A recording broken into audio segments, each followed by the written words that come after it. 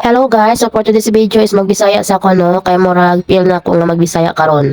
So ako na siya guys is paggoing mi ana sa manghilotay. Magpahilot ko kay akong ubo na ko is 2 weeks na nikapin, wala pa gyapon nawala. So akong boses na ako kay pagaw jud siya no, paos jud kayo mura jud ko gikan ani nag concert. Naadtuhan mi ang naglakaw kay naligo ko, naadtuhan po kong mata tungod aning bilar ko sa kuang ubo. So naligo man ko daan kay you know na after nimong mahilot is bawal jud ka maligo. So kailangan maligo sa daan no para dili pud ta mga moy nga hiluton ta dito no kay maula pud bita ng mga lisngaw.